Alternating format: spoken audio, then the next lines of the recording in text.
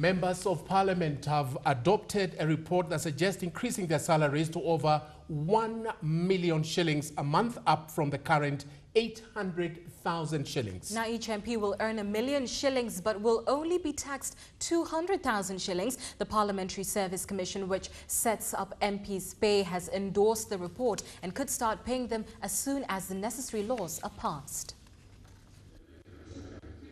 The adoption of the report on the review of salaries for members of Parliament was unanimous.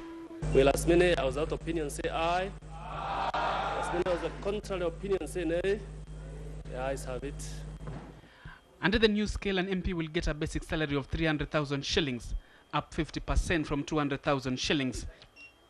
Together with allowances that include entertainment, transport, car maintenance and house allowance, an MP will receive 1 million shillings. The salary will, however, be taxed 200,000 shillings. With this, an MP gets an additional 12,000 shillings. Sitting allowances have been raised from the current 5,000 shillings per sitting to 10,000 shillings. Pressure on Parliament has been mounting, with the public demanding that the current 800,000 shillings earned by an MP should be taxed. The commission appointed to look into the MP's salaries has recommended that the salaries be taxed, but only after increasing gross pay to 1 million shillings. The effect is that an MP still goes home with 800,000 shillings, perceived to be too high. Honorable members, some of them who are currently sitting, who have been shouting loudest that they have started paying tax, will now realize that all of us, we have now legally moved from 23.5% to 71.5%, Mr. Speaker. Prime Minister Raila Odinga will earn 2.9 million shillings that will be backdated to the beginning of the 10th Parliament in February 2008. The PM's salary includes enhanced transport, entertainment and responsibility allowances. On retirement, the Prime Minister will earn a salary of 1 million shillings and receive at least 2 vehicles, fuel allowance and enjoy the services of several support staff to be paid by the government. Vice President Kalonzo Musyoka will earn 2.2 million shillings. This is a total sum of 1 million shillings basic salary and an equally enhanced responsibility, constituency, transport and entertainment allowance. The Speaker follows with a net salary of 2.1 million shillings, equally boosted by a number of allowances. In adopting the report, MPs denied that they are overpaid, citing their several roles.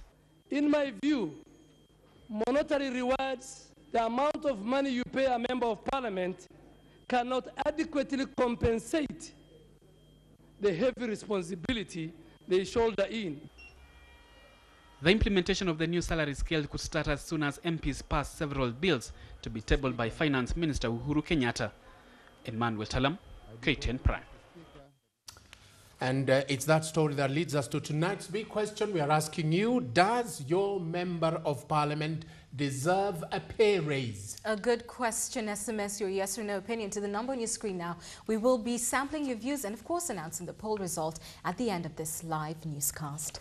Now, Prime Minister Raila Odinga was suffering from a subdural hematoma or blood clotting outside his brain when he was admitted to the Nairobi hospital. Doctors at the hospital say Raila is recovering well and is on course to be released as scheduled, as initially estimated, after 5 days. President Kibaki, John Cardinal Njue and Higher Education Minister William Ruto were among those who visited the Prime Minister today, with former President Moi asking Kenyans to pray for his speedy recovery.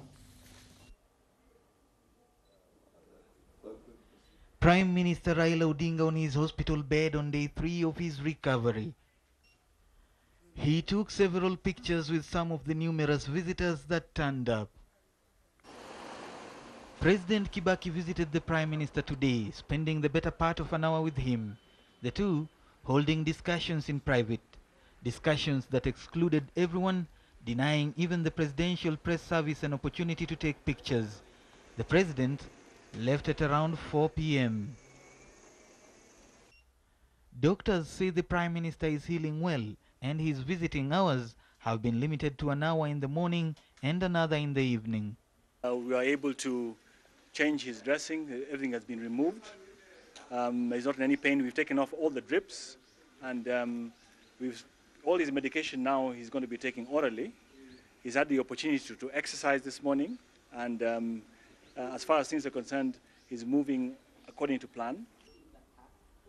Doctors had put the number of days he was expected to stay in hospital at 5, and today they put a name to the condition that placed him in the current situation. In medical terms, it is a chronic subdural hematoma, which means a delayed blood clot which happened on the outside the surface of the brain, not inside the brain. Among those who visited the Prime Minister were his nemesis and former ally Higher Education Minister William Ruto, Education Minister Professor Sam Ongeri, Special Programs Minister Naomi Shaban, and Deputy Prime Minister and Minister for Local Government Musalia Mudavadi, and Mainanjenga, the now born-again former leader of the Mungiki sect. The top-ranking clergyman in the Catholic Church in Kenya, John Cardinal Njue, also paid him a visit. We felt it was important for us to come and pay a visit and pray for him. He's in stable condition. We have seen him, we have had a chat with him, and he's having a rest. Former President Daniel Arap Moi says Kenyans should pray for the Prime Minister, even as Deputy Prime Minister Musalia Mudavadi insists that Raila's absence will not slow down the Yes campaign.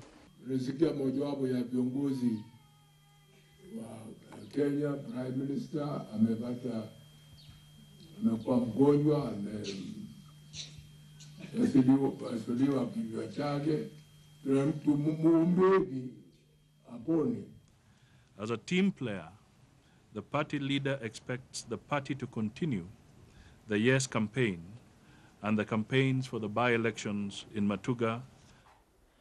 However, Dr. Oluoch Olunya says the Prime Minister should slow down his schedule upon leaving the hospital.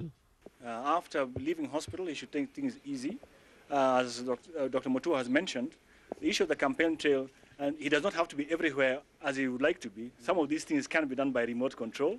Recommendations by doctors that the Prime Minister takes it easy after discharge from hospital are bound to affect the Yes campaign, with its most visible member absent from the campaigning.